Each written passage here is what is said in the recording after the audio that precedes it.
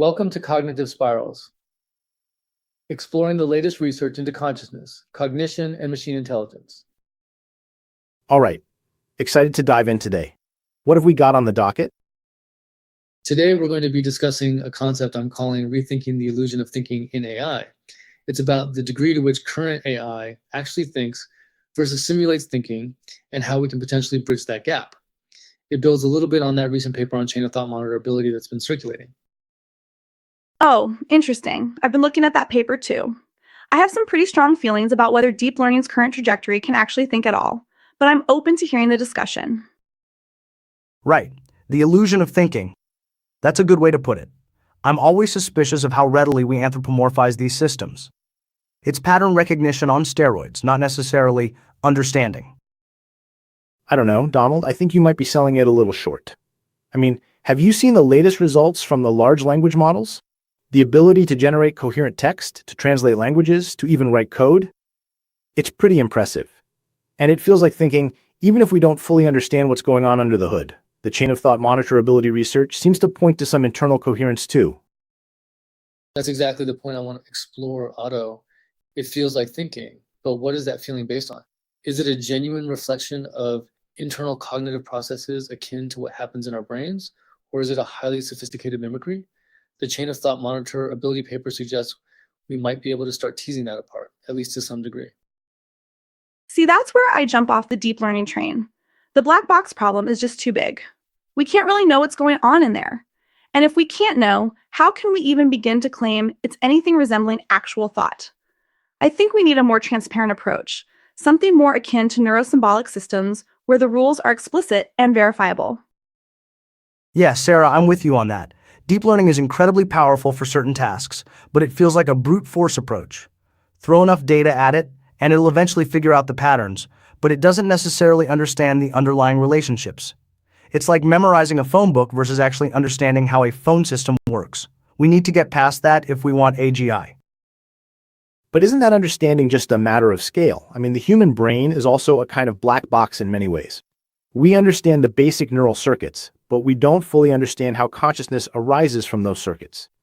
Maybe with enough data and computational power, these deep learning models will eventually reach a point where they do have a kind of understanding, even if it's different from our own.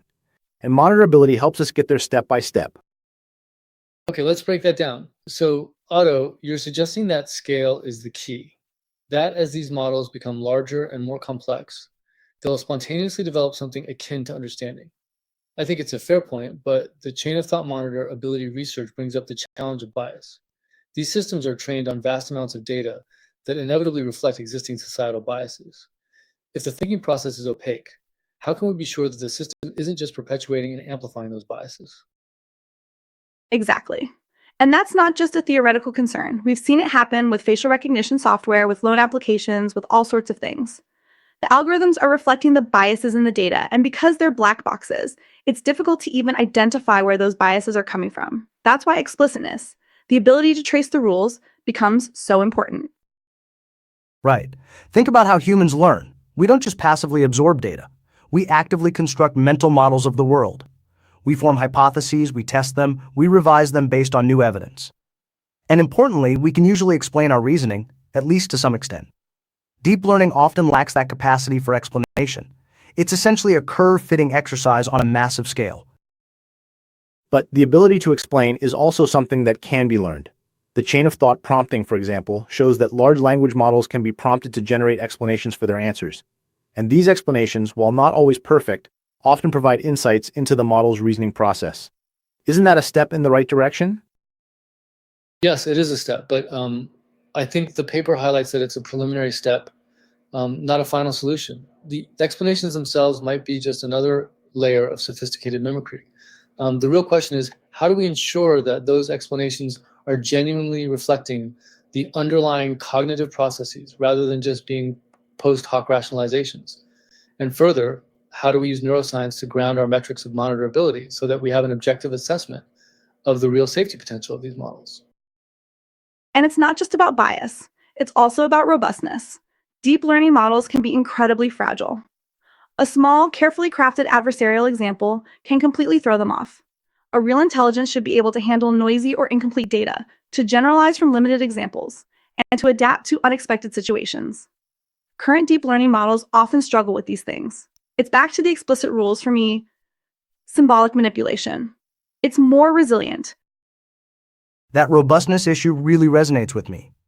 I think a key missing piece is spatiotemporal reasoning. Current AI systems are largely aspatial and atemporal. They don't understand how objects move and interact in space and time. They don't understand causality in the same way that humans do.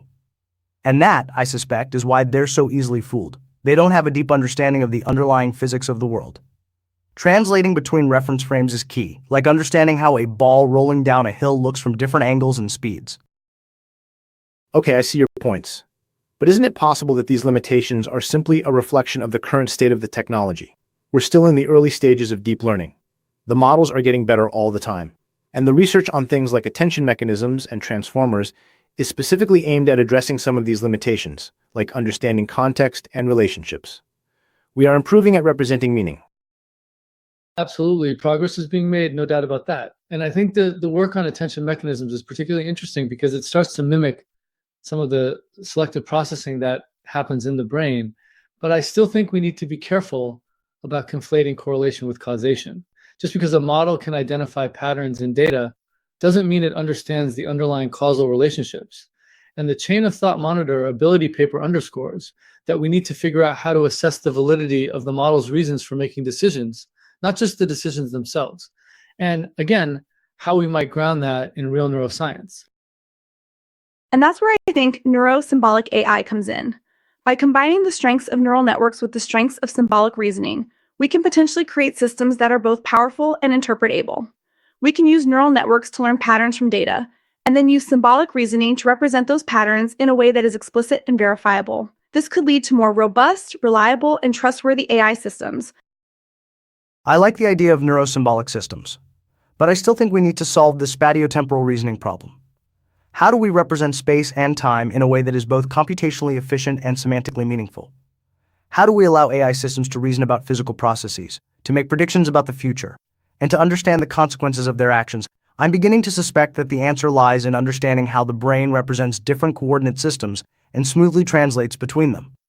It feels like the Rosetta Stone of intelligence.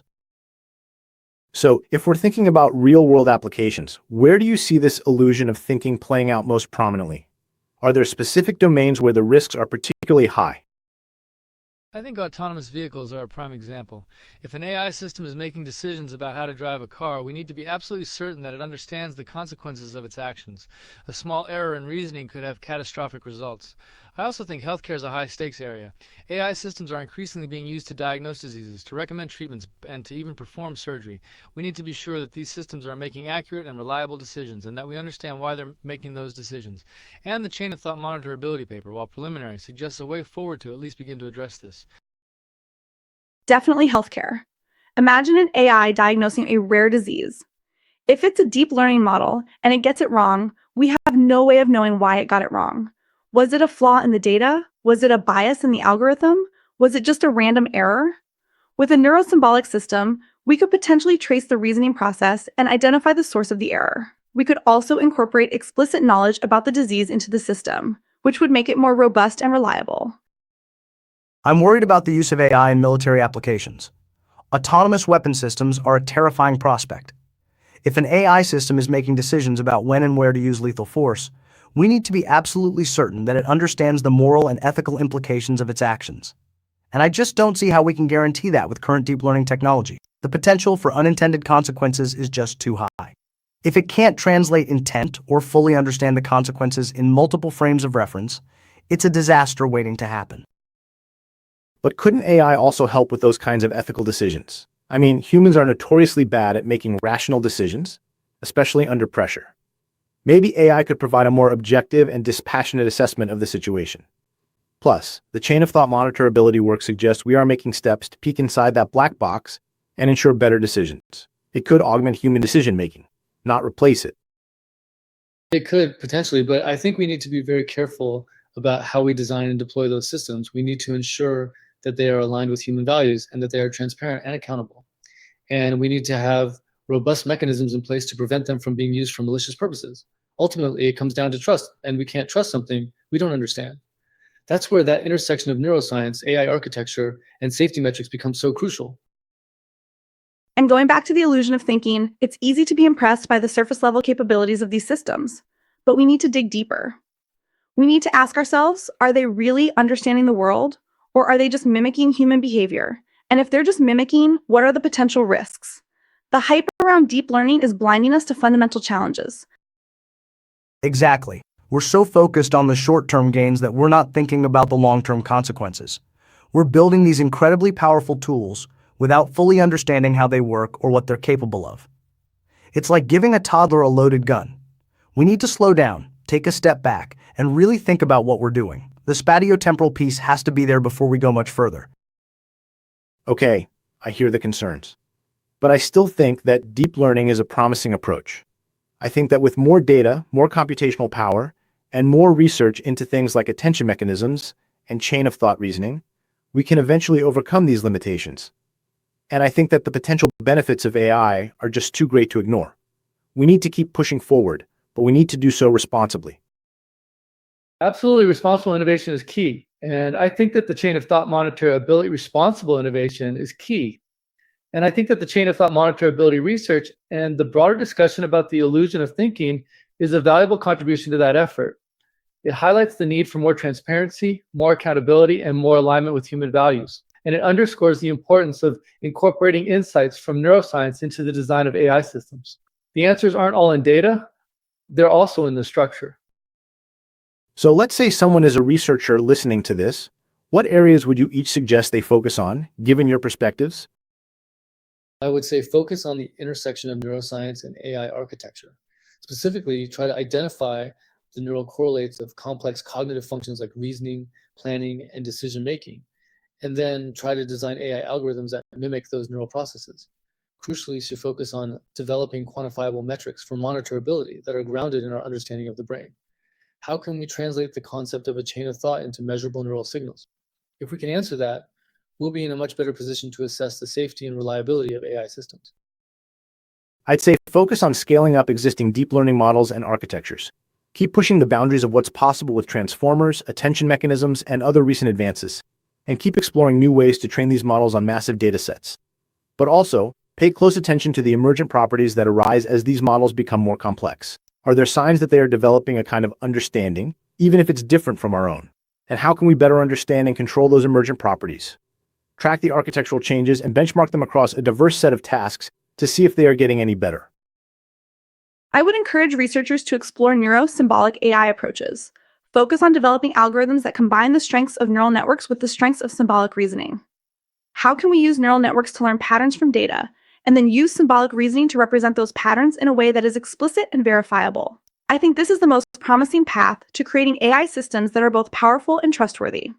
The quality and structure of the data should be prioritized over quantity. I'd say focus on the spatiotemporal reasoning problem. How do we represent space and time in a way that is both computationally efficient and semantically meaningful? How do we allow AI systems to reason about physical processes, to make predictions about the future, and to understand the consequences of their actions? Start by looking at how the brain represents different coordinate systems and translates between them. I suspect that the answer lies in understanding the underlying mathematics of these transformations. What mathematical tools allow us to smoothly translate between these different coordinate spaces, going beyond just brute force statistical correlations? Great points, everyone. So to summarize, grounding in neuroscience, pushing the boundaries of deep learning, neuro-symbolic integration, and unlocking spatiotemporal reasoning. A full plate for the field. Anything else before we wrap up? Just that I think we should be cautiously optimistic. The progress in AI is undeniable. And while there are legitimate concerns, I think we're moving in the right direction. I remain skeptical, but I'm always open to being proven wrong. The key is to prioritize safety and transparency, even if it means slowing down the pace of development. Agreed. We need to think long and hard about the potential consequences of our actions. This is a powerful technology, and we need to wield it wisely. Well said. Thanks everyone for this stimulating discussion, and thank you to our listeners for tuning in to Cognitive Spirals. Until next time, keep exploring.